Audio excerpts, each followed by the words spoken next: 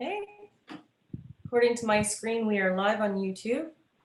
So the meeting is now live streaming. So I'm going to call the meeting to order. I'll remind everyone to please disclose of any pecuniary interest at the appropriate time and that we are live to our YouTube channel. And we will go to the minutes of the previous council meeting from July 27th, 2020. How does council want to deal with those minutes? Moved by Councillor Morris, seconded by Councillor Mitchell. Any questions, errors, or omissions? Seeing none, all in favor. Those will be received and filed. Thank you. And we will go to scheduled meetings and events. We have a special meeting coming up this Wednesday at 3 o'clock. And the other meetings are also listed there. I will note that on Sunday, August 30th, we are having kind of an informal Watford Cemetery service at the Watford Cemetery, which will not be an actual service, but more just a note of the date. And there is invitations have been sent out, I believe. Yes. And we'll go to councillors' commitments and items. Does anybody have any commitment dates they'd like to add to our calendar today? Seeing none, we will go. Oh, Councillor Westgate. I'll be gone September 3rd to the 8th. Okay. November 3rd to the 14th. Great. Anybody else? Councillor Morris. I'm going to be unavailable on the 28th of August till probably the 3rd of September. Okay. Thank you. And we will go to councillors' items. Councillor Westgate, do you have anything for council today?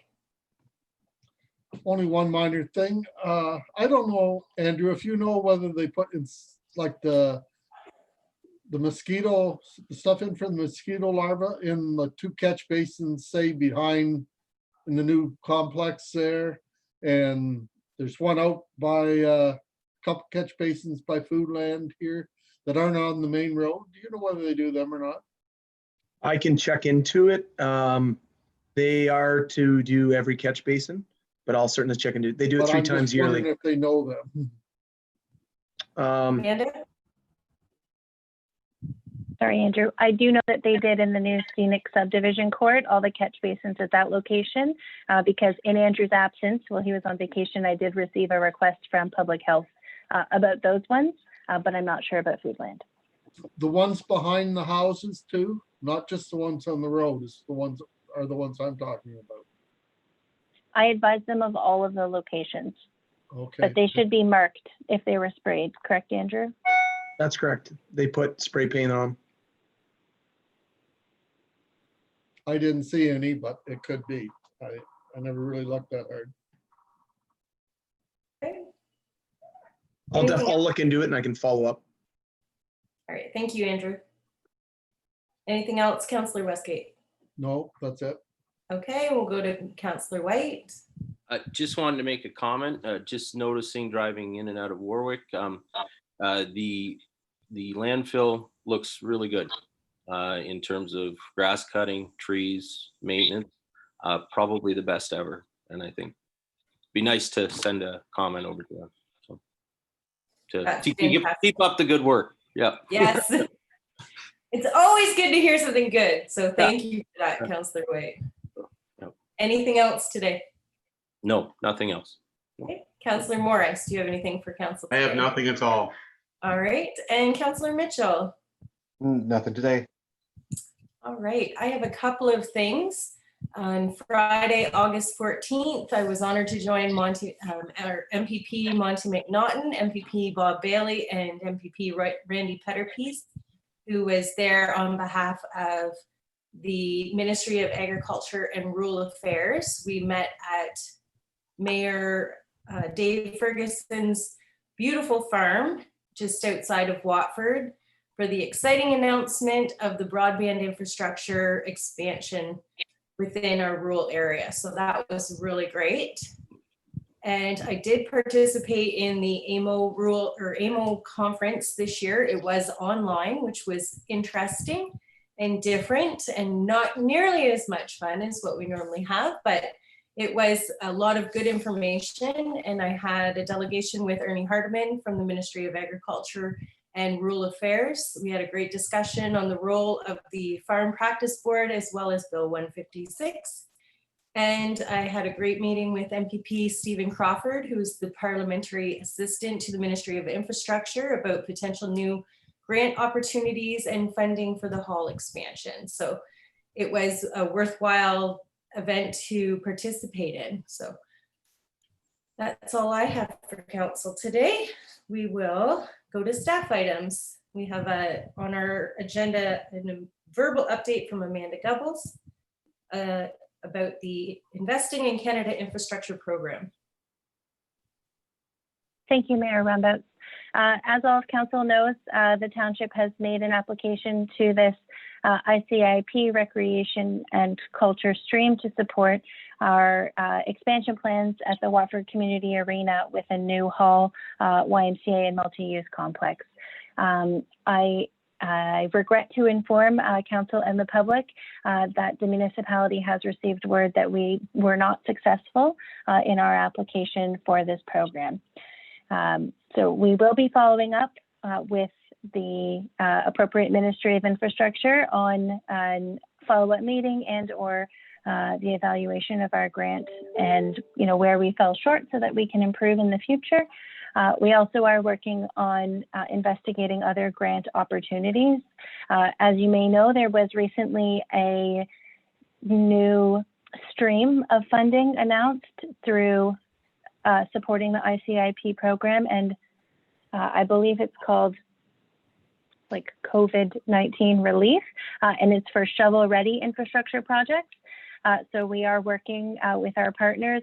Teresa and Trevor are working with Fairtax to determine eligibility, and if possible, we plan to flip our application into that stream, as well as we're looking at other funding opportunities and grant programs, including FCM and others. And it's actually called, the COVID Resilience Stream. Great, thank you for that update. And that was part of the conversation that I had with MPP Crawford as well. And he did encourage us to apply for that stream as well. So after I yelled at him for not giving us the initial grant, just kidding. Okay, so we are gonna move on. We're gonna skip over delegations for the time being. We have about 20 minutes and go straight to, we do have a delegation here for 3:30, but we're going to go to the GL report. Trevor, do you have any comments on that? You are muted, Trevor.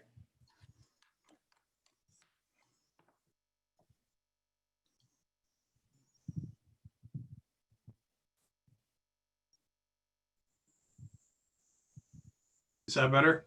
That's better. Okay, I keep hitting my space button. It's supposed to do it. I have no real comments at this point in time. Our COVID expenditures are roughly 16,000. However, they're going to go up with more PPE being purchased, more disinfectant, and also the purchase of 2 additional Karcher misting machines for 2 other facilities. We received 89,400, and I would imagine our expenses by the end of the day are probably going to exceed that. Other than that, pretty much business as usual. Revenues are down where we expect revenues to be down in Parks and Rec. Other than that, everything's pretty self-explanatory. If anyone has any questions, please reach out to me at any time. We do need a mover and a seconder to receive and file that report. Moved by Councillor White, seconded by Councillor Westgate. All in favor? That is carried. Thank you. We are going to go to non-action correspondence. Does anyone want to highlight anything in that correspondence list today? Once again, it's quite extensive.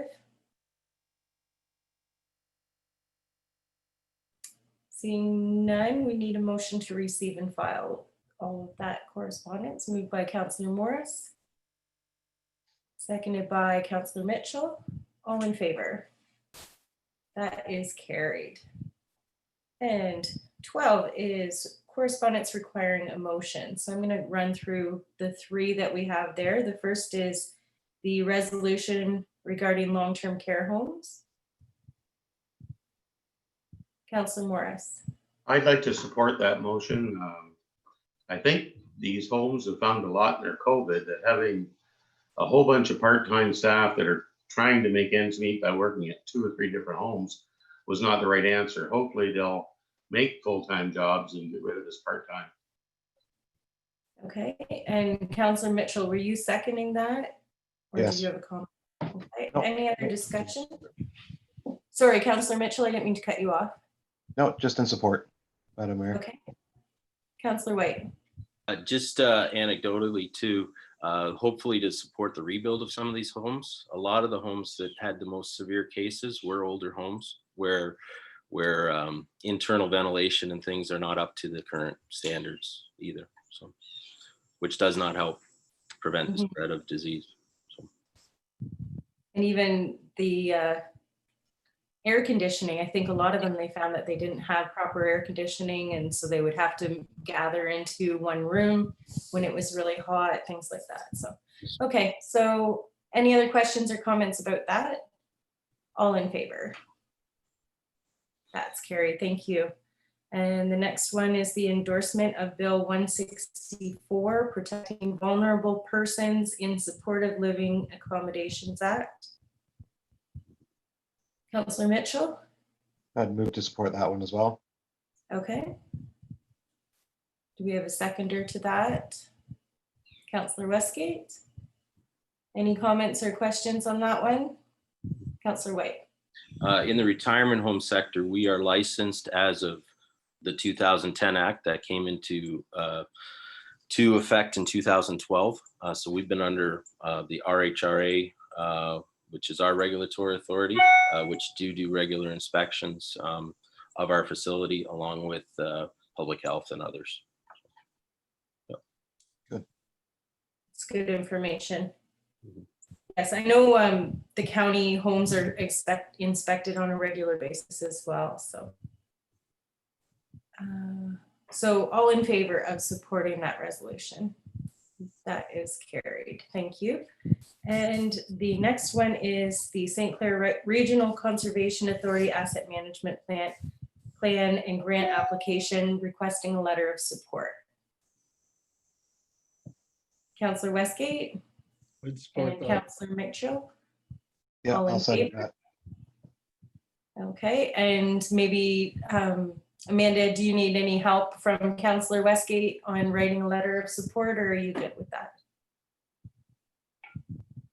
Thank you. I'm good. Actually, Trevor has drafted one for our use on this. Perfect. Thank you. Look at how efficient our staff is. That's excellent. Great. So did we call the question for that? All in favor? That is carried. Thank you. So that is all the action correspondence. I believe we've covered all of it. So do we need a motion to receive and file? No, We've done did we do everything. a receive and file for non-action already? Yes. Yes. Yes, thank you. Thank you for keeping me on track. No, we're all set. All right, thank you. We will move to 13A, the current municipal service levels and COVID-19 impacts. So there's a report there. And as noted before, there is also the letter from Steve Clark about the COVID relief package, which is welcome, but as our treasurer has already said, we will probably use more money than what is offered, but every little bit helps. So any questions about the current municipal service levels report? Seeing none, we do need a motion to receive and file that. Thank you, Councillor Morris and Councillor Mitchell. All in favor? That is carried. And we will go to B, which is the Community Safety and Wellbeing Plan. We need a motion for that one. Moved by Councillor Westgate, seconded by Councillor White. Any questions, comments? Just like to say, I think it makes a lot of sense for the county to collaborate on that one. And instead of us spending $50,000 to have that report done, we can do an accumulation of that. So we look forward to working with the county on that one. All in favor of that? That is carried. Thank you. We will go to C, which is the CIO's quarterly status report to be received and filed. Once again, a very thorough report. Thank you, Amanda, for that.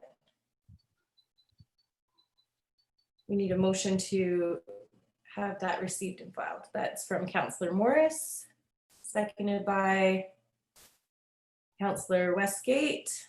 Any questions or comments on that report? Seeing none, all in favor? Wow, we're getting good, council. And we'll go to the quarterly newsletter content.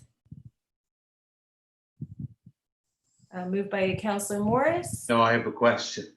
All right. Could we include something on the Main Street development in that report? I keep getting asked, when are they going to start? Absolutely, we could amend with some kind of update and Thank you. to include, yes. I think that's a great idea, Councillor Morris. I think a lot of us have been getting that question. So anybody else have any suggestions? Okay. If there is room, Amanda, I'd like to include a message from the mayor somewhere. If we can, I'll try to keep it brief, but just kind of a little bit of a thank you to the community for their support going through COVID, and just a little bit of an update about COVID, if that's possible. Sure. Okay. So we do need a mover and a seconder for that recommendation. Moved by Councillor Morris, seconded by Councillor White. All in favor? That is carried. Thank you. Capital fundraising campaign. So we need a mover and a seconder to get that on the floor. Moved by Councillor Westgate. Oh, I have a question. No problem. How much good do you think this is going to do us? It's 10,000. I agree with Jerry. That's a big donation, $10,000. Is it going to help us that much? Do we not have a plan, or is it too early to do it? We're not ready to build yet. I'm wondering the same thing. I think that we do have a pretty good story. We just need to, I would like to give it a council a kick at the can, council and staff just on our own without a consultant, but I'm trying to develop something. Teresa, do you want to speak to that? Yes. So I don't know if you recall the presentation I made to council on capital campaigns. And this is something that to have someone come in and lead us through the process will be hugely beneficial, because at the end of the day, this is going to be create all of the materials that will be used for soliciting donations, doing frequently asked questions, so that everybody is on the same page, because everyone may come with a different idea, but at the end of the day, we need to have one standard, consistent plan. And this leads into the plan. Councillor Westgate. I guess I'd like to have a fundraising committee together and ready to work with this person if we're going to hire a person like this. So Councillor Westgate, the normal practice for a campaign would not to be you wouldn't have your campaign committee yet. You would develop your council would then start with the detail of the story, have a feasibility study, and it would be probably a little bit later before we would get a campaign team involved. And I should say, the $10,000 to have someone come in and to do the workshop with us is $2,000. And what's the 10,000? So, and that was the other part of the presentation that I had given. So one of the things is that council may have an idea of a goal as to what you want raised for this project. And part of the feasibility study is to see if that goal is achievable and where can the donations come from. And so, and $10,000 was like, I don't assume it would be that high.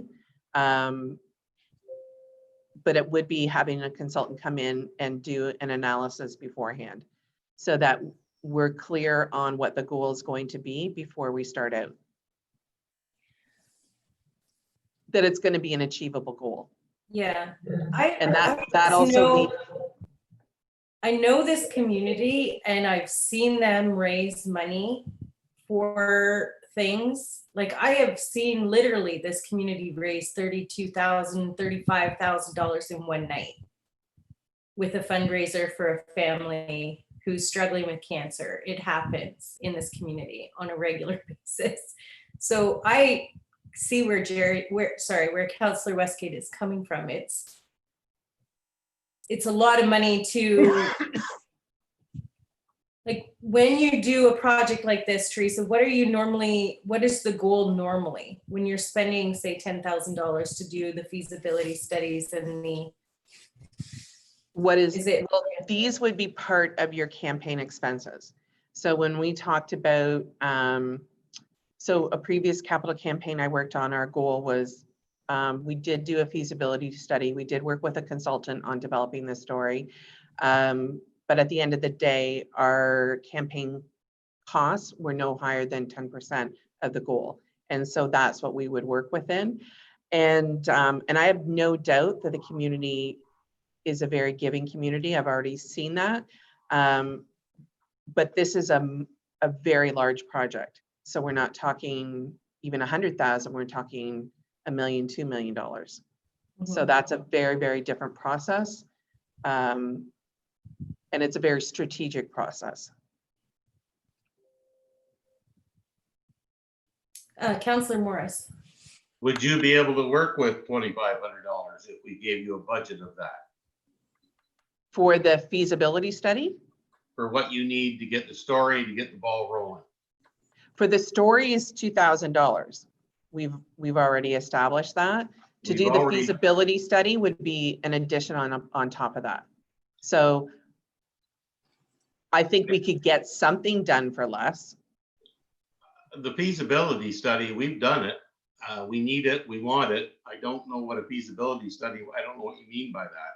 I think if I remember the presentation correctly, Council, I remember Teresa saying you don't want to set a goal of, say, $5 million if your community has no way of raising that kind of money, because the goal would be way above what is feasible for our community. So I think the idea is to find out what the community could potentially contribute so that you have a realistic goal kind of at the top of that thermometer that you are going to set up, where you paint, as you're going up with the fundraising, so that it's not like you've been doing fundraising for 2 months and you're this far and you're supposed to be up here. Is that correct, Teresa? Yeah, you've got a really good, that's a very good explanation.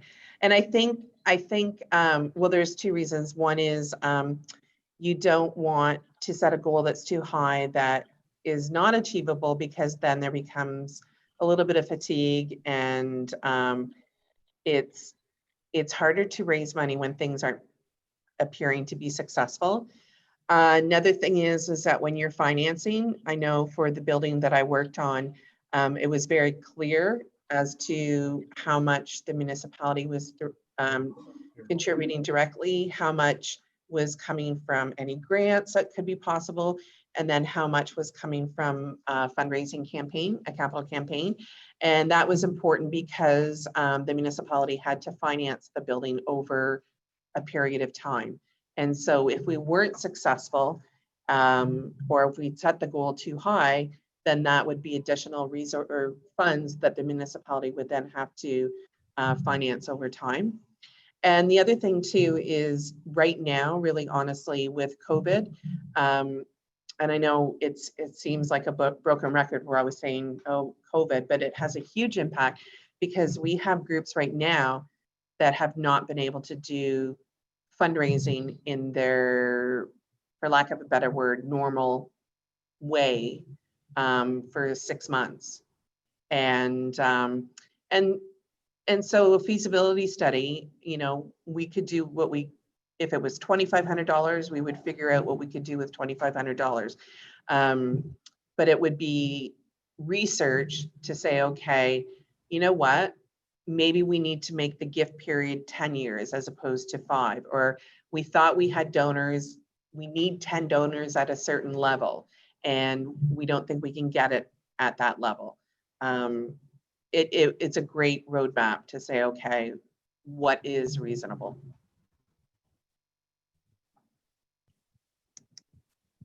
I can see Councillor West. Lincoln. It'd be nice to know what grant we got before, so we know how much we have to raise. And I think this is probably going to happen, whether we raise $1 or $1 million.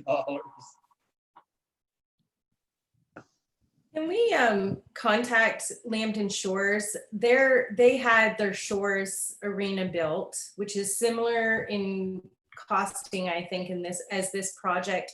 And I think they're very similar community. Maybe their community's a bit bigger than ours, but maybe we have some large donors that would contribute more than they would.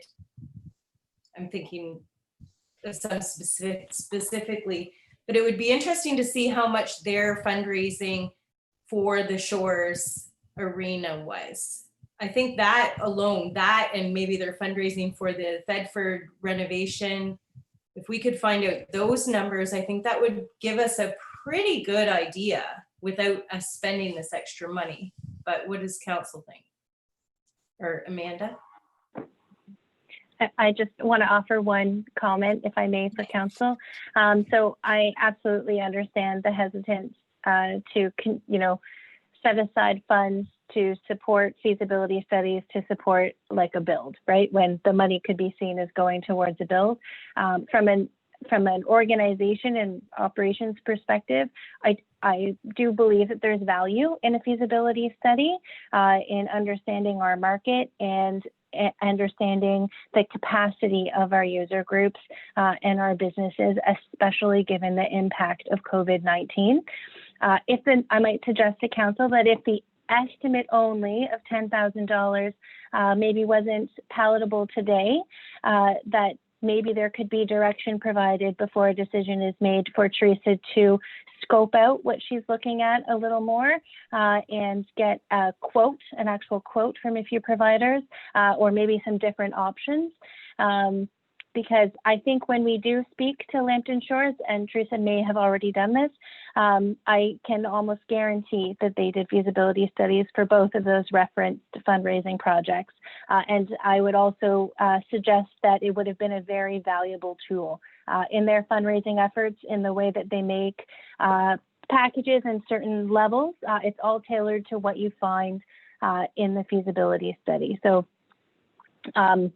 if council's not willing or ready to make an allocation today, I would request perhaps that we could refer it back and bring it back to council for consideration, if that's okay.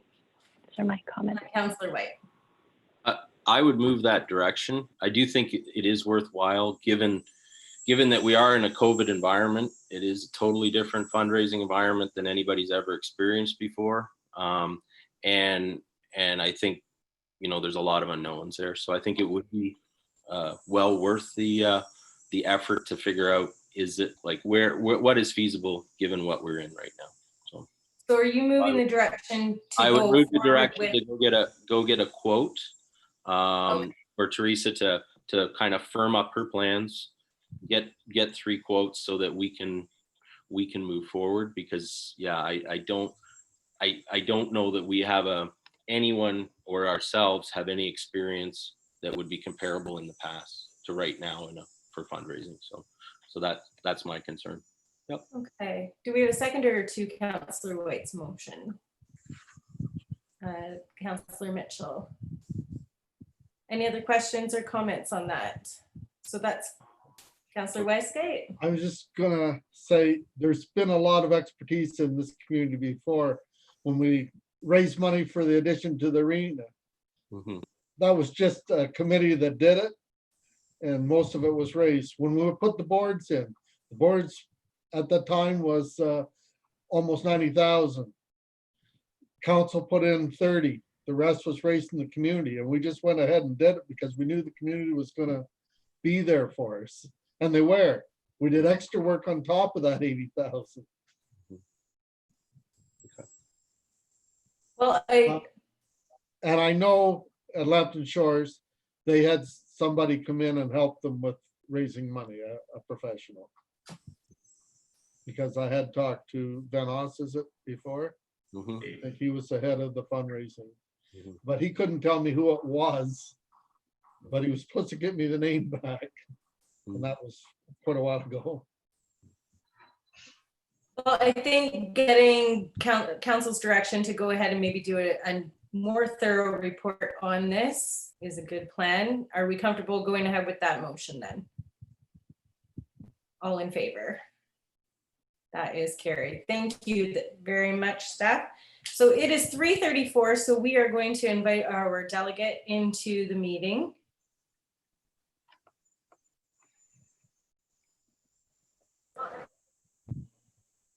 And He's just joining us right now. This is Chris All right. Carrier from Firemark. hi, Chris, how are you? I'm very well. I'm just muting my other computer so I don't get audio feedback from your meeting because I'm watching you on YouTube. Chris has been watching this in the side while he's been in the penalty box waiting to come in. So as we're talking about arenas and whatnot. So Chris, you're here from the presentation on Fire Marquee services. So I'm going to turn the floor over to you. Thank you, Your Worship, and thank you, members of council, for taking the opportunity to listen to my presentation today. If we can go to slide number 2, which shows a number of municipal clients. So I want you to understand that Firemark was started just a little over 11 years ago. And we started with 0 municipal clients. Our company was started by a number of retired and semi-retired insurance professionals who decided that as they moved on to the next phase of their career life, that they wanted to advocate for municipal fire departments to recover funds. So you can see there's a number of clients that we have. We're over 110 clients now in 5 different provinces. Our largest is the city of Kitchener. Our smallest would be the village of Newberry, which you're probably familiar with, the population of just under 600 folks. Next slide, please. This is a slide that details that the marketplace in Canada is serviced by approximately 190 to 200 different insurance companies. You may not have realized that. You may have thought there was only a handful, but there's close to 200 of them. The top 20 represent 84.5% of the marketplace. You may see your insurer in there, either Intact of either Cooperators, Wawanesa, or it might be one of your local small mutuals, and they represent less than 1% of the marketplace, but they are certainly strong community members.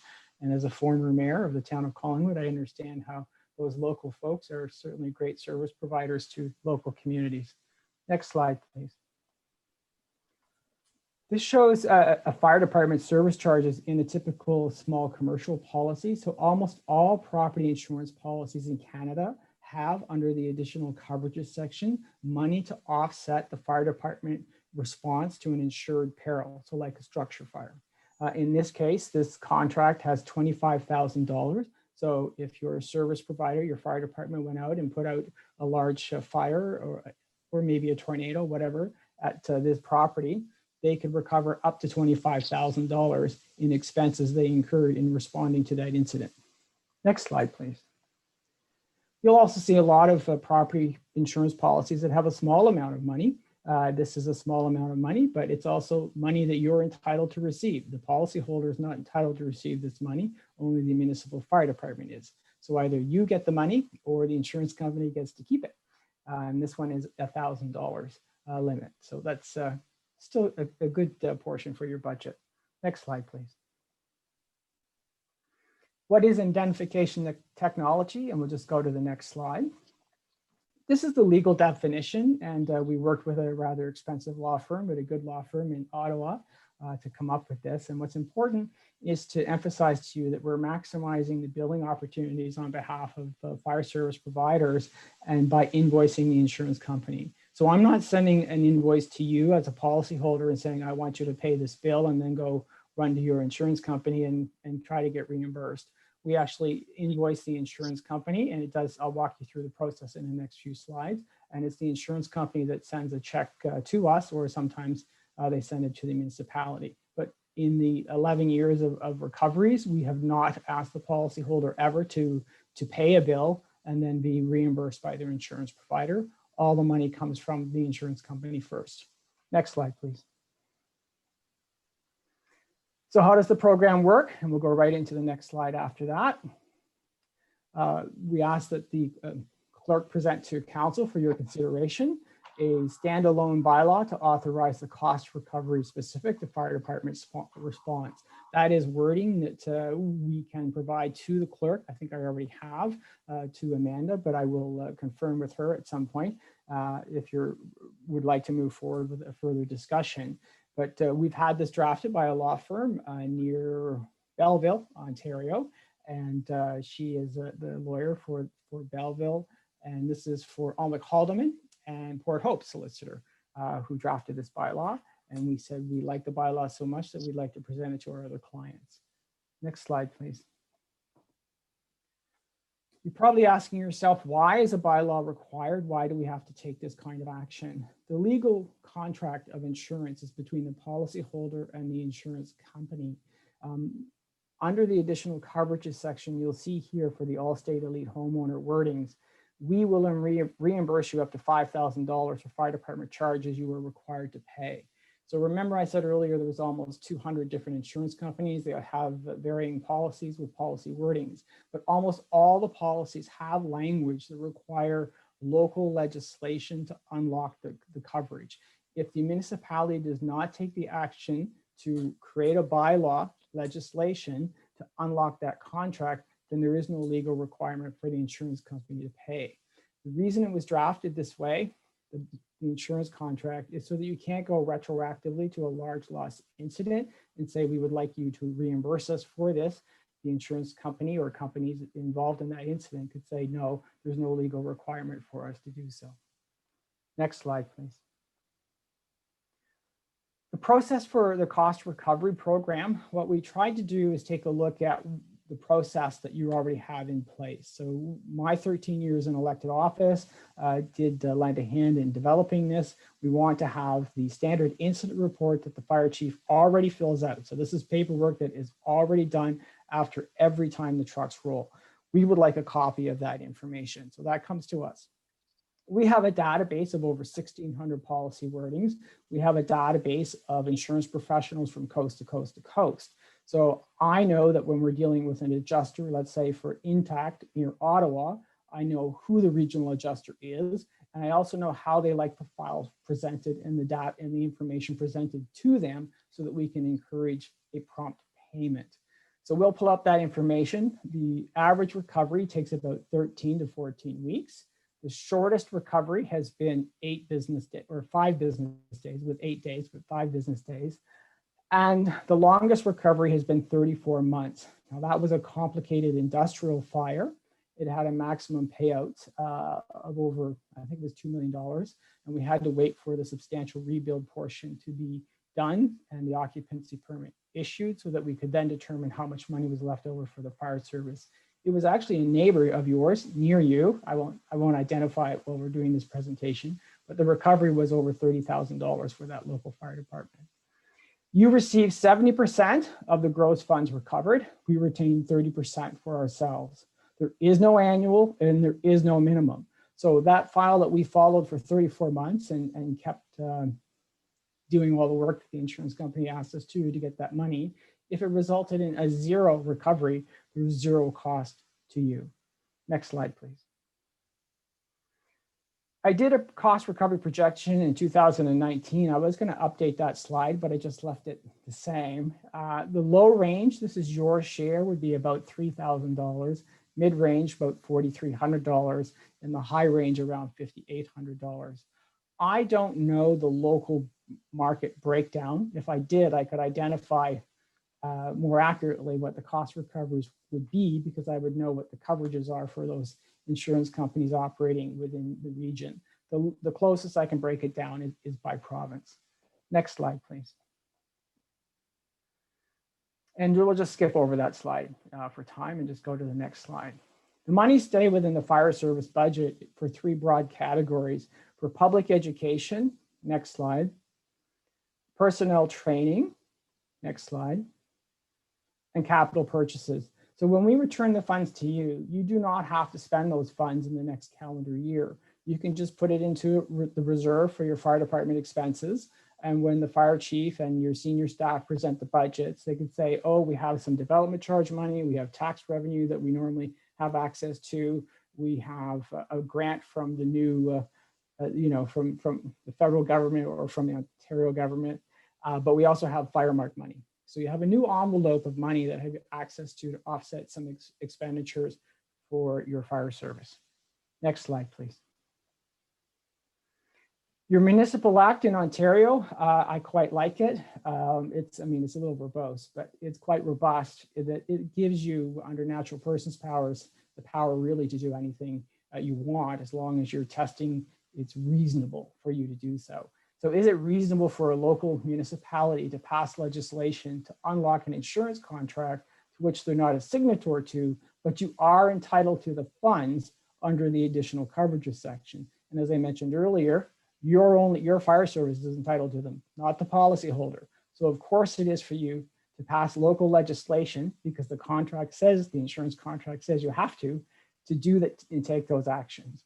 So it is reasonable for you to do. It will pass the test of reasonableness. I'm not worried about that at all. And my wife will grab that phone. Sorry about that. Insurance rates will not go up as a result of the Firemark program.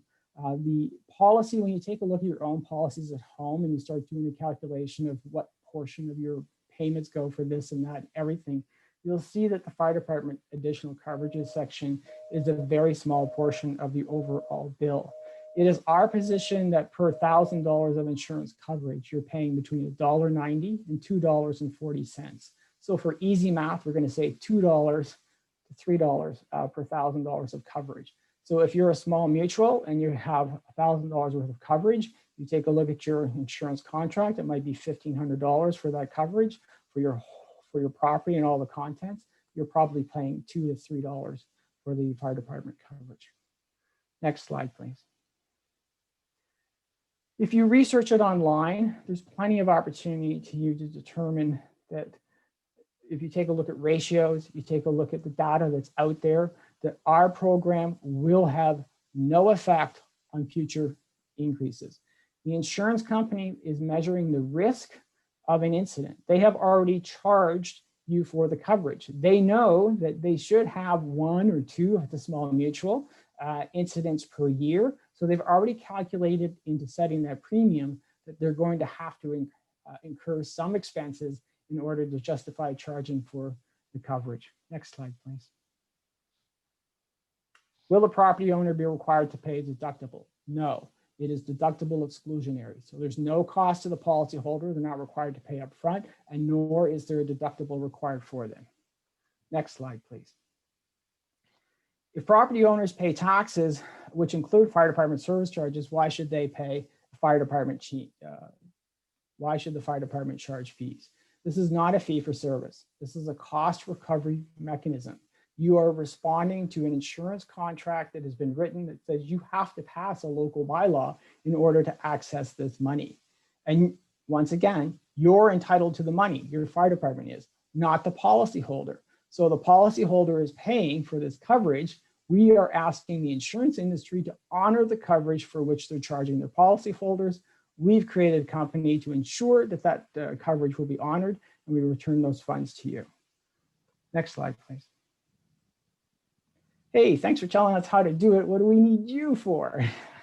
It's a little more complicated than just having a pleasant conversation like we are today. Insurance companies are designed to protect their bottom line. We have, as I said, almost 200 insurance companies operating in Canada.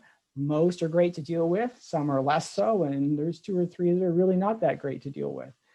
So you are getting our insurance expertise. You're getting access, or we're using our database to access all of the knowledge that we have with the professional contacts to ensure that we will maximize the recovery to you. Next slide, please. So this is one that says, why do we need Firemark to do it? We can't do it ourselves. If you touch the button, it shows the tornado that occurred in Angus, Ontario, near Base Borden. The president of our company actually lives about 3 kilometers from where this occurred. So this was very close to his house, but Essa Township, which is Angus, they were our first client. So this occurred in 2014. There was 103 separate property incidences that occurred. There was 41 different insurance companies that we had to deal with.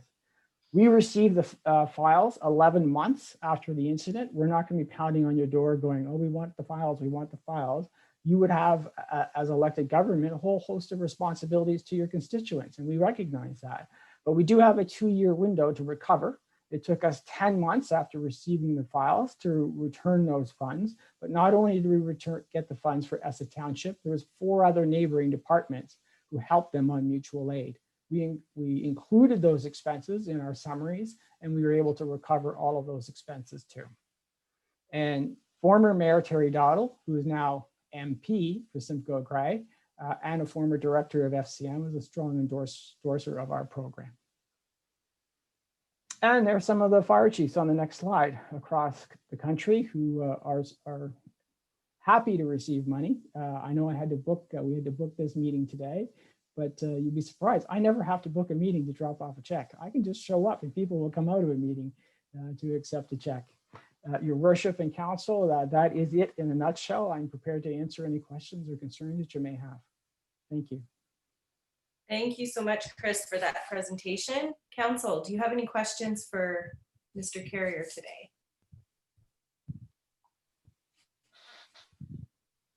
Councillor Morris. Well, I see Fire Chief Brad Goodale's online. I'd like to get a little, and Jim's there too, but a little bit of input from their professional. Thank you. Yep. Thank you. Jim and Brad are here to make comments or ask questions as well. Brad, you are muted, just so that you're aware. Yeah, we don't end up with a lot of structure fires per year, but really we went through this presentation earlier on back in the spring, and or maybe even this last fall. And it's straightforward. It's a recovery of any expenses. A lot of people do have that coverage in their policies, and it goes untapped. My initial very first thought on it was that I was looking at Lambton Mutual, but the more and more I dig into it, the more there is a lot of other insurance companies dealt with by the residents here in the township. So while we might think Lambton Mutual would have the majority of them, actually the newer, a lot of them are handled by online quotes and so on and so forth from other insurance companies. So yeah, I have no qualms with it at all. Councillor White. Is there any type of this protection on auto policies? Yeah. No, we do a lot of a lot of recovery work off our 400 series highway. Yes. Is that a question to me? Yes, Yes. sorry, Chris. Yes, that Oh, was sorry. you. Yeah. Sorry. Through your worship to the counselor, no. So the coverage for the automotive is done through by regulation with the province of Ontario. So for the 400 provincial series highways, you have a relationship with the province. They establish what the MTO rate is, and that's what you get reimbursed per hour. Our program recovers the MTO rate. It recovers the wages that you're paying your volunteer or on-call firefighters. It recovers foam, water, anything that's defined as a consumable is recoverable. Okay. We believe, and we've advocated with other agencies, that what they should do is partner with OAFC and perhaps AMO to do a study that shows this is what it really costs to operate these vehicles, and then present that to the province of Ontario and say, you know, you are funding us woefully inadequately at this modest rate you call the MTO rate, because it nowhere near covers your costs. But I understand how easy it is to get that portion of money from the province, but you can bet that the province of Ontario goes back after those insurers. Okay, thank you. Thank you. Jim, do you have any comments or questions for Chris? Thank you for joining us on the call today. You are muted, so I'm not sure is he on the phone or on? Can we unmute Jim? I'm trying to unmute him, but there he is. Go ahead, There we Jim. go. How are you today? Good. I'm the same as Chief Goodhill when we first heard about the program, whether we were gonna cut off our ties as far as Land Mutual donating money as far as the fire prevention program for the county and that end of it. They do so much. We just didn't want to twist that top down totally on them. So that was my concern, the same as Chief Goodhill. After hearing this today, I think it's a good idea to go with. More money in the bank. Yeah, it's hard to turn down good money. Chris, did you have a comment to that? I would like to add to that comment. Insurance companies were the ones who created fire departments. It was not a municipal creation. So when insurance was created way back in the 1600s, and as it morphed all the way through time, each insurance company had their own fire department. So if you were insured by Company A had Fire Department A. And so they would respond to those incidents. And they had reciprocal use agreements. So let's say Insurance Company A had property right beside Insurance Company B's, but their fire department was closer, they would reimburse each other to respond back and forth. But when municipalities took them over, they kept the coverage, but they didn't reimburse you. So once again, we're just trying to get the insurance companies to honor the coverage for which they're charging their policyholders for. You are entitled to that money. Council, how do we want to proceed forward here? Councillor Mitch or Morris. I would like to make a motion to accept their proposal after hearing the opinion of both our fire departments. I think we should move forward with this. Okay. I'll We have a second. second. Thank you, Councillor White. Any other questions, comments, or concerns? Seeing none. Councillor Westgate. What about medical aid? We do a lot of medical aid calls anymore. No, not yet. I wish that was coverage in there.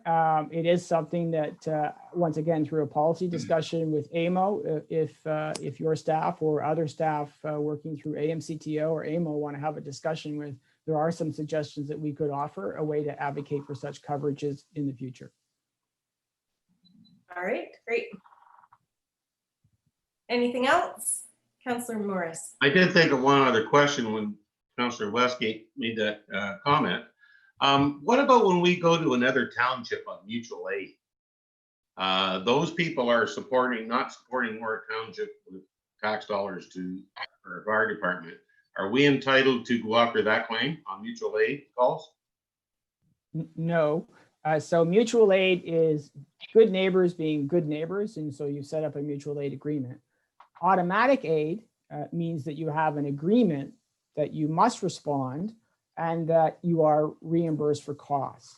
If your neighbor is on our program, and then they can submit your expenses along with their expenses, and our clients do that, and we recover and we return the money to them, and then they return 70% to you. So we have that in numerous clients where we have a cluster, which is why it's always great to have a cluster. Much like I spoke about with Angus and ESSA, we were able to get all of those expenses and return them all those funds back. So your neighbor has to be on the program in order for it to work in response to your mutual aid. So that maybe gives us some incentive to talk to our neighboring municipalities about your program and maybe suggest that they have a similar presentation done at their municipality. Would love to. Thank you. That's the goal, isn't it, Chris? That is That's the goal. That's what I would be doing. That's it. Yes, it is. Thank you. All right. Any other questions or concerns before we take the vote? Seeing none, all in favor? That is carried. Thank you, Jim and Brad and Chris, for joining us today. We appreciate your input and your presentation, and we will let you go. You're welcome to watch the live stream. I know it's riveting stuff. I might go sit on the deck and have a cold wobbly pop. But thank you very much, your worship and members of council. I appreciate this. Take care. Thank you. Take care, guys. We're getting a wicked storm here in the village right now. Oh, I'm just looking out the window. It's looking a little bit darker here. Well, if we have a hydro blip, I'll be gone temporarily. Yeah. Well, let's hope that doesn't happen. Do I need to go cover the boat? It's pretty Don't black. know. Well, It's raining so hard you can hardly see out the windows here right now. It's not raining yet at the office, but it's definitely dark. it's definitely dark here as well. It All looks right. like it's gonna come right through. Yeah. Okay. Councilor Westgate, do you need a moment to cover your boat? It takes longer than a minute. Does it? Go ahead. If it gets wet, it Okay. gets wet. So we are going to go back down on the agenda to the Watford Community Arena 2020-2021 ice rentals. So there is an information report there and staff are looking for direction. Teresa, would you like to speak to that report before we get into discussion? Sure. So as you're aware, we did not make ice in August. There was just a lot of uncertainties with COVID-19 and confirming ice rentals. And so we have had two meetings with our ice users on July 8th and on August 5th. Following the August 5th meeting to determine the need from ice users, so how many were able to confirm that they were going to book with us, a request for ice time form was forwarded to them on August 12th, as well as a schedule that had the historical ice allocation, which is also in this package. And the due date for request for ice time was August 21st. So just a little bit of background. The analysis looked at basically what occurred in 2019.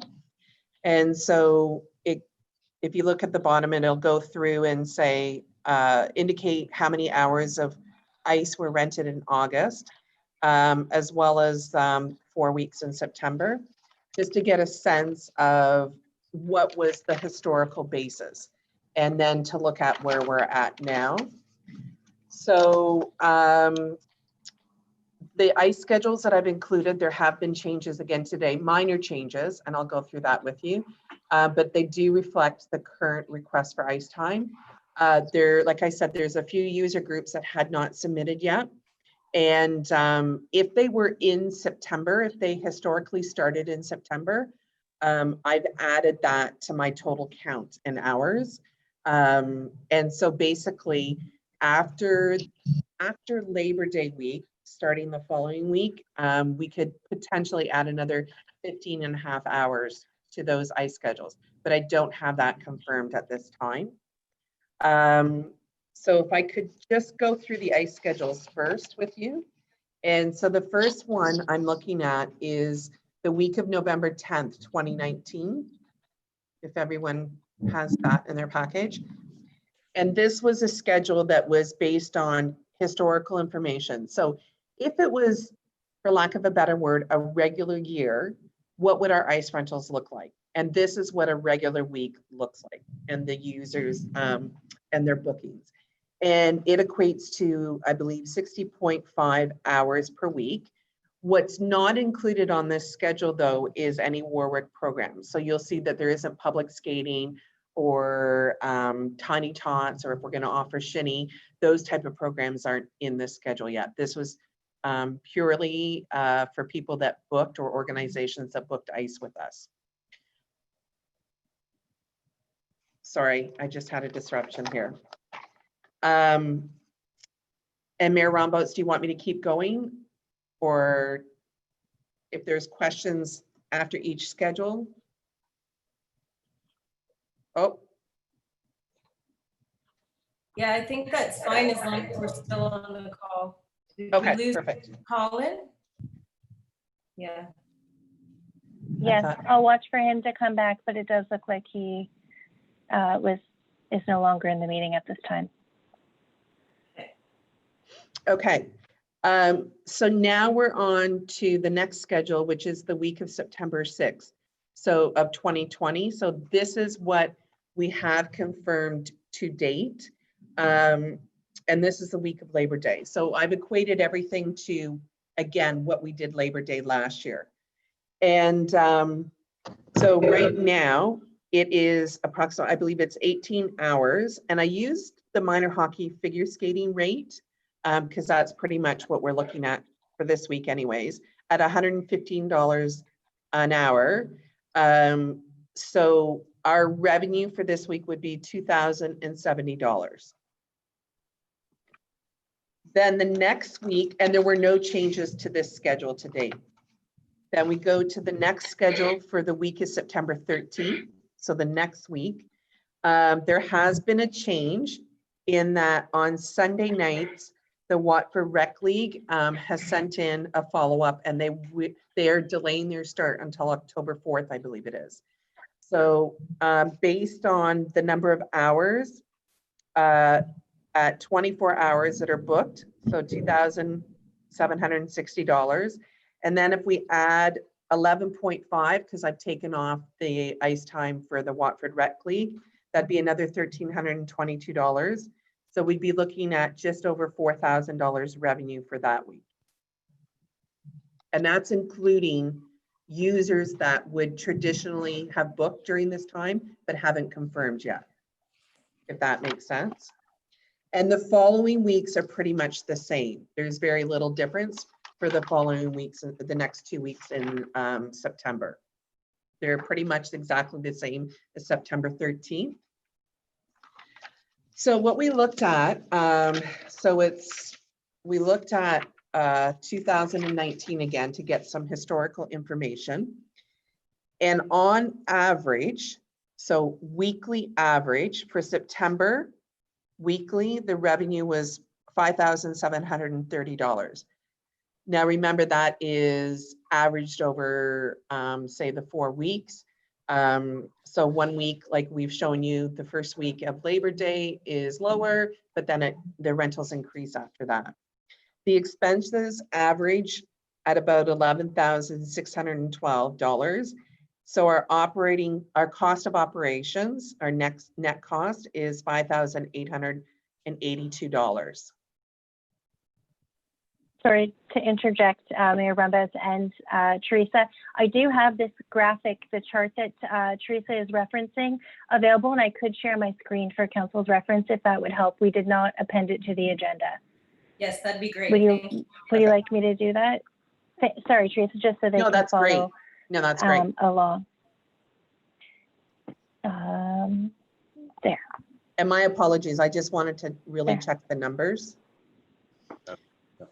And there, so you should see what she's referencing. Go ahead, sorry. Yeah, thanks, Amanda, I appreciate that. And then for October, you're looking at the weekly average for revenues is $7,342. So what we've done is we've broken out the arena only. So everything that happens in the arena. And then your expenditures at $11,918. And our weekly net operating loss goes down. So now we're at under $5,000 of what it costs to operate the arena. So part and parcel, if you look at for 4 weeks in the month of, for September, you'd be looking at approximately $24,000 would be what it would cost to operate the arena. And then in October, you'd be looking at maybe about $19,000 if you took that. And I think there's, I don't know if you're able to bring it up, Amanda, on another, oh, this is a, so anyways, so taking those numbers and looking at what sort of our average week of cost of operations were, and then looking at the numbers at, you know, the loose figures of saying, okay, if we go back to the week of September 6th, what we've got confirmed right now is $2,070 in revenue, and the 2019 cost of operations was $11,612. So our cost of operations, our net cost of operations for weekly loss for that first week of September is fairly significant. But then the next week, our revenue increases to just over $4,000. That's if we're able to book that 11.5 hours of user groups that are, sorry, I'm getting a call, of user groups that haven't confirmed yet. And so we'd be at $4,000.82 where, and our cost of operations would be the $11,612. So I didn't go into October because September, all of September, the remaining months or weeks look fairly similar to the week of September 13th. And I do have follow-ups with all the organizations. And I have heard back from some. One, a minor user, but a regular user, their league is not starting until December. So they normally do tryouts with us in August and September, so they will not be renting ice. Another regular user is determining, and so I'm just waiting to hear back from a few more. But the major one would be Lambton Attack, depending, and that's what accounts for that 11.5 hours. If they were to start when they would normally start, it would be the week after Labor Day. So this year it would be September 14th. Councillor Morris, did you have a question? Yeah, Teresa, I'm just looking at your schedule here. What happened to Saturdays? Like there's nobody there. Like Saturday used to be one of the busiest days at the arena. Like minor hockey or figure skating isn't there? Not. Figure skating has a reduced schedule for what we would call, I would normally call it their fall school. Their regular Watford Skating Club regular programs start in October. And minor hockey isn't using Saturday morning ice? 1 hour, I believe. Yeah, it's just 1 hour. And as I understand, traditionally, or it has been, that primetime ice on Saturday nights has not been used at 7:30.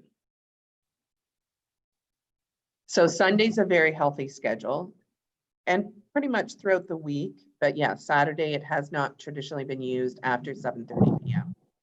Now, we had talked in the past about the possibility of maybe opening up ice for teenagers to use during that evening time. If it wasn't being used anyway, it'd be great to be able to start a teen program where they can go out and do a pickup game or have like an informal skate for teens. That's, yes, thank you, Teresa. Yeah, and those would be things that we'd be looking at, definitely. In a past life, I started a tween shinny. So for those kids that are like 11, 12, 13, and another adult shinny. Right now though, and during COVID, while we're still in stage 3 and moving forward, my recommendation is we won't be offering programs. There's just too much for us to be able to try to control. And yeah, so I think we're in a holding pattern for that, but definitely there's creative ways that we can schedule ice. Yeah, I'd love to see something like that. Yeah, we can definitely introduce some new programs. Absolutely. Okay, so council staff is looking for direction. They've given us a pretty good outline here. Councillor Westgate. I think we go ahead, get the ice in, even if it started on the 8th, get it in as soon as we can. If it costs a little money for a while, it does. If we have the ice in there, then we will, other arenas are not opening.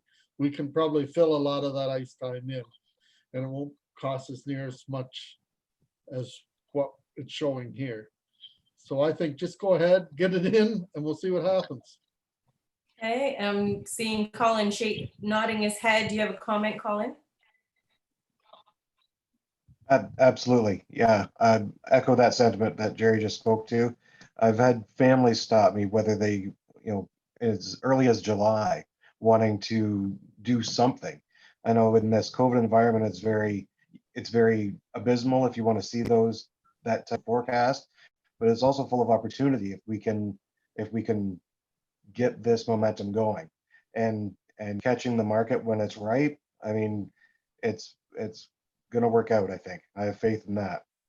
And I admired Teresa coming aboard with her the box thinking and the innovation that she was going to bring, and the innovation that I know our service groups are going to provide in following protocols, developing protocols. I know everybody is anxious to get on that ice at least some semblance of normal. Yeah. Okay, so Councillor Morris. I agree totally with Jerry and Colin. Let's get this going and get it in as soon as possible. That Saturday ice time bothers me a little bit. I would not be disappointed if you offered a cut rate to get people in and get people skating. I'm surprised by that too, because when we were kids, the Saturdays were a prime rate, or like a prime time. Everybody wanted it. So, okay, so Councillor Westgate, you spoke first. Did you want to make a motion then? I'll make a motion that we start putting the ice in on September the 8th and get it in as soon as we can and start renting it out from there. All right, and Councillor Mitchell, you wanted to second that motion? I'm just going by. Okay, any other questions, concerns, or comments? Seeing none, we will call the question. All in favor? That is carried. We look forward to seeing our kids out there on that ice again. It will be a great, great thing to watch. And we should have it on our website, start advertising, and I'm sure we'll have more ice rentals. Yep, great. Thank you, Council, for that. We will go to G, Water Distribution Master Plan. And that report is from Andrew. Andrew, did you want to speak to that report at all? I can hit the highlights of it. Essentially, the study should outline any kind of capacity issues in our system and plan for future known development. That's the big, as well as hit the points on OREG 588-17 with regards to the asset management that's required by next July 1st of next year. And come up with the extended forecast for construction. So these are the big points that this study is going to help identify. Great. And as a member of Laws, I think it will help us really give us a good idea, give Laws a good idea of what direction we're going in, and so that they can get started on preparing for that direction. So. Absolutely. It's going to hold a lot of weight. All right, so Council, how do you want to deal with that recommendation? I'll move Councillor White? recommendation. Thank you, and Councillor Mitchell, all in favor? That is carried, thank you. We're gonna go to H, which is 335 Wall Street Municipal Drain and Stormwater Servicing. And there is a recommendation on that report as well. Councillor Morris? I would like Andrew to maybe outline that a little bit. We did have somebody came to council and talked to us. I just want to make sure I understand the report. Okay, Andrew, would you like to speak to that, please? Sure.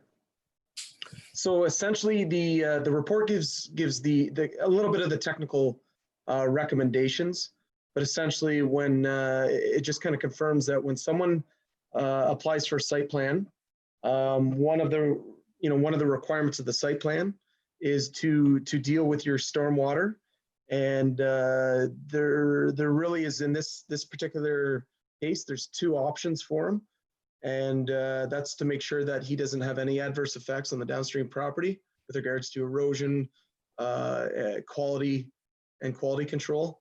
So it would be improve the drain that's there, or create some type of stormwater management on his own land, and that would be done with a stormwater management pond.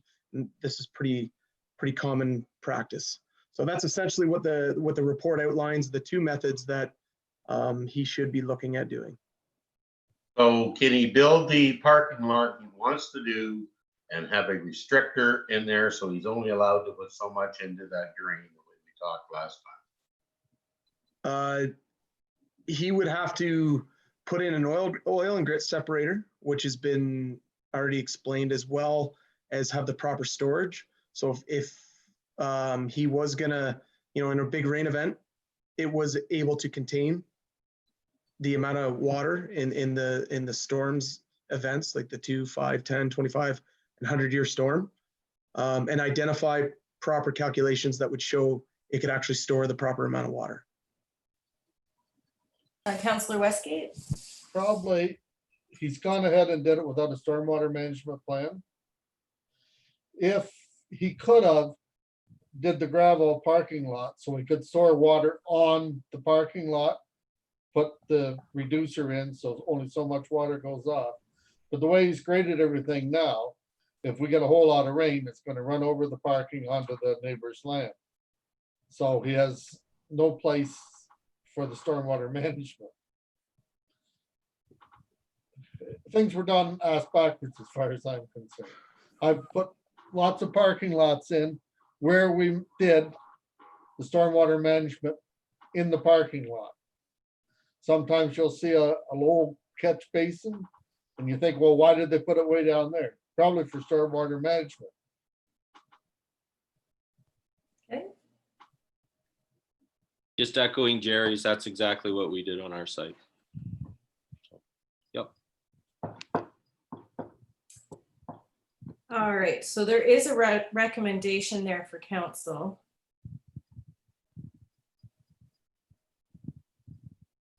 To receive and file the report.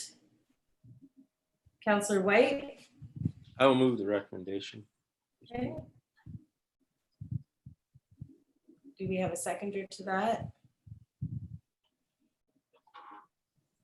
I'll Councillor second. White? Any other questions or comments, concerns? Will this help him at all proceed with without doing a whole bunch of expense in the site plan to get to his goal? The man wants to get that property into service. Is there anything that, am I understanding that he has to have a site plan to be able to do anything that he wants to do? Amanda, you are, yeah. So Councillor Morris, great question for clarification. As part of this direction from Council on July 27th, staff was also directed to meet with Mr. Cernsich as part of our Development Advisory Committee, which we did do the week before last. So to discuss a phased-in site plan, or the notion of a phased-in site plan. And essentially what a phased-in site plan would accomplish would allow the overall design work to be done at this phase, and then a number of performance guarantees set in place over time, so that as the work progresses, we release some funds and he can have, extended time. Just for clarification on the scope of work being proposed here, if this is 9 acres of new hard surface. So we're not talking a small No, I know. development. 9 acres of hard surface is a very significant change on our stormwater management and related drainage processes. So yes, a site plan is required, which is why he did come to council to request an exemption. And we did follow up to meet with him on our potential for phased in. The way we left it with Rob was, it was a good meeting, I think. And we said, if you want to do some sort of different development, knowing what you know now about the requirements of drainage, you're welcome to submit a draft plan to us that's different than what you have, and we can review it. But with the existing proposed 9 acres of hard surface, a site plan would typically be required. And as he did not receive a waived approval from council, yes, it would still be required in accordance with our municipal policies. So we're happy to continue to work with Rob and discuss phased in, or if he wants to propose alternatives to help speed up his process. We absolutely, of course, as council does, want to see the property developed as well. Thank you. Any other questions or concerns? All right, all in favor of receiving and filing that report? That is carried. Thank you. So we will move on to our Public Works update report. And Andrew, you are on deck again. Thanks, Mayor Rombout. I would like to, in this report, I'd like to kind of skip down to the bottom, the major highlight on this one, and looking for a motion on the second recommendation there on the Phragmites control. So essentially, so in 2019 council deliberations, it was approved. There was some money set aside, 20,000 for Phragmites control in the township ditches. And based on the type of farming in the area, I want to avoid any type of overspraying with any type of chemicals to control this. So I'm recommending that we use a company that has a wiping technology that essentially sprays it onto a roller, and you're not spraying chemicals into water. It's better for the environment, less chance of overspray. And however, there's only one company in the area. We have used them. The townships used them in some municipal ditch work with some pretty good success. So that's the highlight on this report. Okay. Looks like our Public Works Department has been keeping busy. Yeah, they've been doing a great job and keeping very safe as well. That's great. Councillor Westgate, you are muted. Did you want to speak to that? Just move the recommendation. He's moving the recommendation. Do we have a seconder to that? Councillor White? Any questions, comments, or concerns? Seeing none, all in favor? That is carried. Thank you. We are going to go to 14A, which is the minutes of the special council meeting of August 4th. We do need a mover and a seconder to receive and file those minutes. That is moved by Councillor Morris, seconded by Councillor Mitchell. All in favor? That's carried. And we had a Parks and Rec Committee meeting. Councillor White, did you want to highlight anything from that meeting? Just that we're moving forward with plans, gathering plans, as Teresa highlighted, from all of our user groups on reopening plans or back to play plans, and hoping for the best this fall. So. Yep. Okay, great. So we need a mover and a seconder to receive and file those minutes. Moved by Councillor Morris, seconded by Councillor Westgate. All in favor? That is carried. Thank you. And we'll go to 15A, which is the SLEP prospectus document demographics information.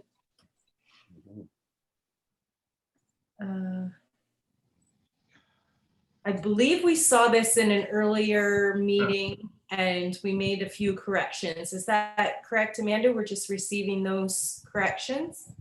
Okay. Council, how do we want to deal with this? Councillor Morris? Is it possible to get a link to this on our website, Amanda? Like, I'd love to go through it in a little more detail. It's a lot to take in. Absolutely, Councillor Morris. I believe that SLEP does plan to post this online, Okay. and we certainly could include it as a resource on our website and link to theirs as well with other resources. Okay, thank you. Make a motion to receive and file. All right. And a seconder for that. Councillor White. All in favor? That is carried. All right, we are going to move on to B. We are going to do this a little bit different, Council. This is a very contentious issue within our community, and we know that it's been a very divisive issue, and I respect all of Council's opinions on this. I'd like to have our mover present the motion and give his comments, and then give all of Council an opportunity to speak to this motion rather than just having open debate. It just will keep it, I think, a little bit more concise, if that's all right with Council and with the mover. Yes. All right, so Todd, I'm gonna turn the floor over to you first. Great. Thank you, Mayor Rombouts. Now, I guess the question I have here, do you want the motion read first, or do you want my comments on bringing the motion forward and why? I would say present the motion first, Okay. and we'll hear your comments. Or we do have the whole motion motion in is front of written. us on the Yeah. agenda, so I don't know if Yeah, you I could- necessarily have to read it, but. Now, this motion is based on other motions that are in our area and have been brought forward and passed. I think it's Huron County, Middlesex County, and most recently, the one that was brought in Lambton Shores and passed about a week ago and is implemented tonight or today in their municipality. So I'll just read my comments here and I'll move forward that way. So Mayor Rombouts and colleagues on council, I have brought forward a bylaw to make masks mandatory within public spaces in Warwick Township. I would like to thank all the members of our community who have taken the time to provide comment to all councillors and the mayor on this proposed bylaw. I have personally been following COVID-19 and news on it myself since its inception in late December in China, and have been following public health advisories not only in our own province, but also around the world. COVID-19 is really still relatively new. And for all of us, we are still learning more and more on this every day. I am not here to debate my research for against anybody else's research against. There is so much research for the use of masks and why we should, and there's also so much for why we should not. We are tasked to make a decision with imperfect information on both sides. Our task is to make the best decision we feel as councillors that protects the members of our community in Warwick and by extension, the broader community in Ontario. In this decision, I'm basing my vote for mandatory masks on what I perceive to be the commonly held view by experts, epidemiologists, public health doctors, and our elected colleagues from across Ontario who have all voted and passed mandatory mask bylaws in their communities, having the same access to information that we have.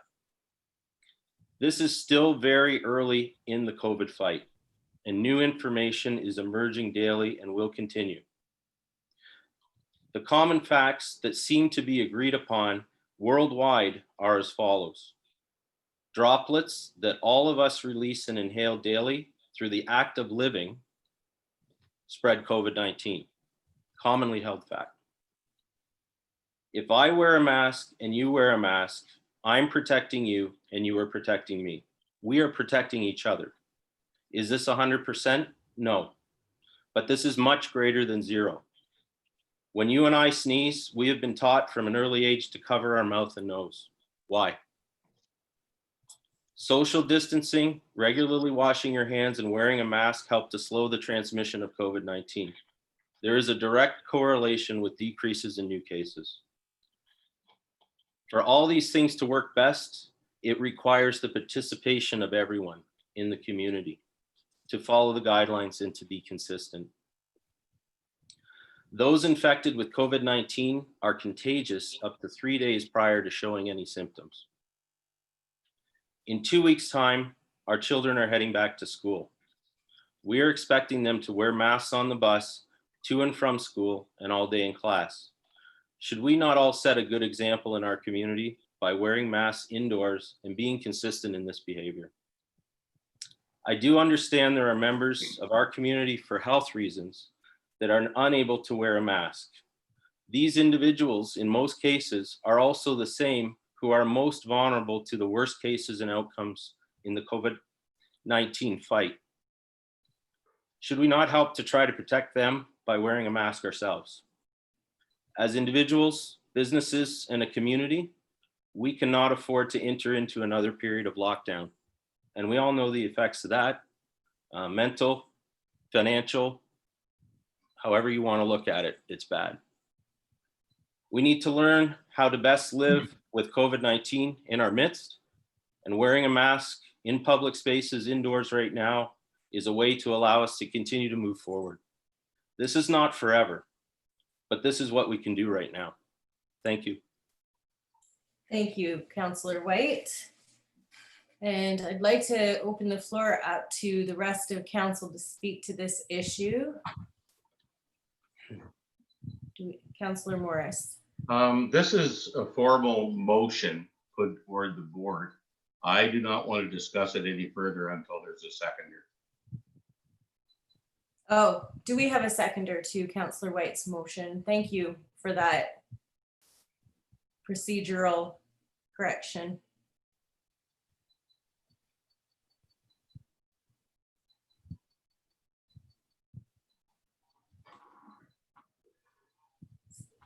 Seeing none, the motion cannot go on the floor for discussion.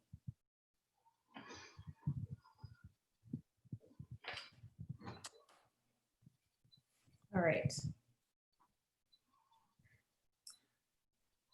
I respect Councillor White's putting this motion on the floor, so I will second it. This isn't to vote on it, but I think we do need to discuss it. So I'm going to second your motion, Councillor White. And if nobody else wants to speak to it, I will. Just because I think that there are people in the community who are passionate about this. And I think it's important that it be heard why I can't support this motion, if council's okay with that. I would White. prefer no discussion on the motion if nobody's willing to second it. Okay, I Thank think you for that. that speaks very loudly in our community at this point. Thank you. all right, so we will leave it as the Councillor Westgate. I think we should have at least discussed it. I will second it. That doesn't mean I necessarily will vote for it. But I Okay. think it should be discussed and we should at least have a say on it. Or I have, agree. So we will put as the record that Councillor Westgate has seconded the motion. that's fine. And would you like to speak to that today, Councillor Westgate? Yeah, this is one that I found really tough. I've gone back and forth on it a few times. And also I've had lots of emails and phone calls from the public. I don't remember anything where I had more phone calls or emails from. Some for, most against. I know I was talking to Jackie the other day and at that time, I told her I was voting for it. I spent a lot of time thinking about it in the last 2 days and exploring it on the internet, and I guess I've come to the conclusion that in our area, maybe we don't, there's not very many people or very much chance of getting COVID in our area, the way I see it. Most people, when they wear a mask, I went to London the other day, I had my mask on, I'm in and out of the store. 3/4 of the masks were not being worn right, their nose was out, they were taking it off, they were touching it, or they weren't a proper mask that would protect anything anyway. And the other problem I have with it is how are we going to enforce it? We're going to leave it up to the stores themselves to enforce it, or the churches or whatever. And the other thing is, for people that have to wear a mask all day working, I know I've had to wear dust masks and stuff all day working. To put that on them, I think maybe asking a lot. I know it's easy to put a mask on, go into a store and back out. That's, you know, anybody can wear a mask for a half hour, but to wear it all day in an atmosphere where you're very unlikely to come across COVID. I know in your business, Todd, I wouldn't go in to your place or go to your place to talk to mom without putting a mask on. But in the ordinary public, I'm not so sure it's necessary.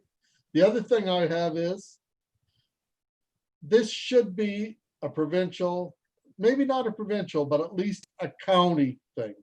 I think this should be a county bylaw, maybe not provincial, because what's good for Sarnia and Toronto are two different things. Like, I think in Toronto, no, you're on a subway, it's busy all the time.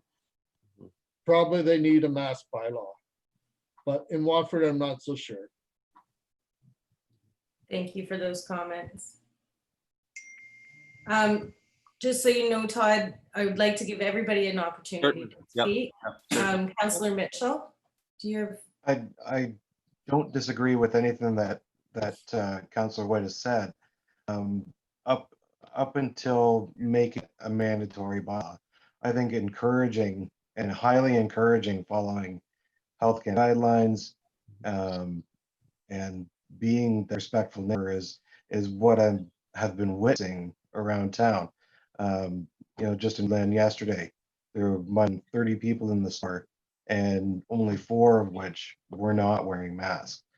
You know, here from business owners that have emailed us all, and gauging the comfort level that they all, and the comfort level and the standards that they've implemented, all from the province, have slowed the tide, it seems. So, you know, I'm in favor of education and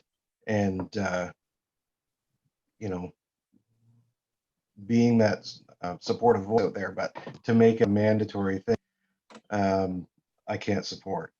It's yeah, that I'll just stop it.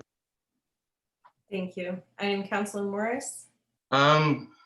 The health and safety professional in me was going yes, because any PPE was better than no PPE. The reading and studying I've been doing on this in the last week doesn't show a pro or a con. Like Todd said, one can argue against the other. I've reached out to the community. I've had, like Jerry, I've had more phone calls and emails than I've had anything else other than the smoking issue. To me, it is also this is a provincial responsibility. The provincial government mandated it to the students, grades 4 and up, to wear masks. They had the opportunity there to, if it was that important, to complete the circle. But the public in Watford, I talked to 6 different business owners, and 2 of them were against, 4 of them were strongly against. I had 1 phone call supporting masks, the rest of them are all negative. I'm sorry, Todd, I can't give you my support. Can I speak to it? Just from if I can speak further. The reason I brought this forward is, given the season that we're in, we are in probably the lowest possible transmission season for this virus. We have had the luxury and the benefit of being outside during the summer months, easing the spread. I do have concerns with our ice rentals, with the use of our public buildings, and the demonstrated, what I've witnessed personally in our community. There are, and I have to say, the community, I would say 80% are definitely following guidelines, being careful and taking every precaution. There are others that just don't seem to even care. And it's really the whole mask bylaw. For me, it is a simple decision for me to do it as an individual, and it's a simple decision for others to do it. It is, in my opinion, the most neighborly thing we can do in a community, given that we're in a pandemic situation. So I respectfully thank you all for considering it, and I appreciate all your comments. And I would like to put it to a vote, and I will call it as a recorded vote. I would like an opportunity to speak on this. If council would like me to pass the chair position on to Deputy Mayor Westgate, I'm happy to do that for me to speak on this. I, like the rest of council, have not had an easy decision on this. I've heard from a lot of people in our community, and you all know that I love our community. I want nothing more for us to get through this unscathed. So for me, what it comes down to is I have to base my decisions on medical recommendations. I'm not a doctor. I'm not an epidemiologist. And so I have looked to our medical health, Lambton County Medical Health Officer, Dr. Renaday, and who I have a great amount of respect for. I believe he has done a fantastic job getting our community through this as best as we can. And his recommendation to County Council was, and I'm going to quote this, due to the low quality of evidence of benefit, the low certainty of benefit, the presence of other mechanisms to achieve the objective of disease transmission, physical distancing and case contact identification and isolation, I do not recommend that these things are that this be a mandatory thing within the county. Keeping in mind, council, that Councillor White did make a good point tonight, that we are in a low point in this epidemic. I would suggest that if Dr. Renaday's recommendation to the community changes because of the way that this disease can evolve and change, then we need to revisit this. I did talk to the province. I talked to MPPs within the province and asked them, why didn't you make this a provincial mandate? I didn't say, I think you should. I just wanted to know from the provincial standpoint why they didn't. And they had talked to their medical advisors who recommended that they not do that as well. So they are listening to the doctors in making that decision as well. So to put it on them is difficult. Our community is an amazing community. We want to protect them as best we can. And I would suggest, like I believe it was Colin Mitchell or Councillor Mitchell had said, that maybe we put out a message to the community to be considerate and to be kind to those people who are afraid. There are people out in our community who are not afraid, but there are people in our community who are very afraid of this illness. And for their benefit, I will put on a mask. I am not anti-mask at all. I don't think anybody on this council would refuse to put on a mask. I just cannot, in good conscience, tell people that they have to do that. For myself, I just don't think that that's a thing that we should be doing. Councillor White. Excuse me just for a second. Just wanted to make the point, you know, we have all worked hard We have flattened the first wave. I am extremely concerned, and I know some of the comments that we received, we don't have enough cases. We've only had one case in our community, which I believe is true at this point. The problem is you get one case and that grows exponentially and very quickly. And unfortunately, that person who is infected may not even know and may be infecting others. So I brought this forward as an ounce of prevention to try to keep, so I'm not spreading it myself, and that others are doing the same, and that we're all working together. Thank you. Well, we appreciate that. And Councillor White has requested a recorded vote. So at this time, I'm going to ask our clerk, CAO and clerk to draw to see who's going to vote first. Once she draws the first one, we will go alphabetical for the remainder of the votes. Thank you, Mayor Rundas. And actually, just to correct the procedural note that I gave you earlier today, which is that, as you just outlined, our procedural bylaw requires that the clerk draw names from a box. Usually you would see me do it, but I will do it on video today.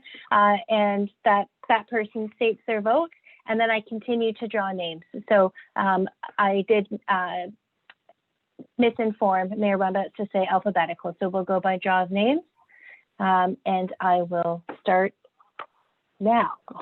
I would ask council to please state their vote in favor or not in favor, just for clarity. Okay, so our first vote is Councillor Morris. I am not in favor. Thank you. Councillor Mitchell. Not in favor.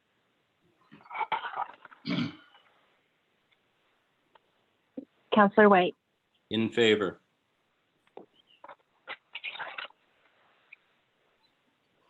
Councillor Westgate. Not in favor. And Mayor Rundas. Not in favor. Thank you. Let the record show that vote does not pass at this time. Thank you very much, everyone, and thank you, Todd, for bringing that forward to our council.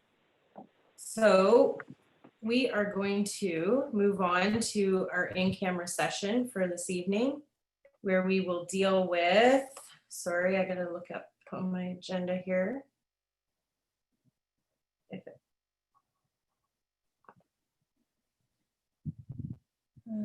A matter regarding personal matters that are about an identified individual, including municipal and local board employees. And so we do need a motion to move in camera.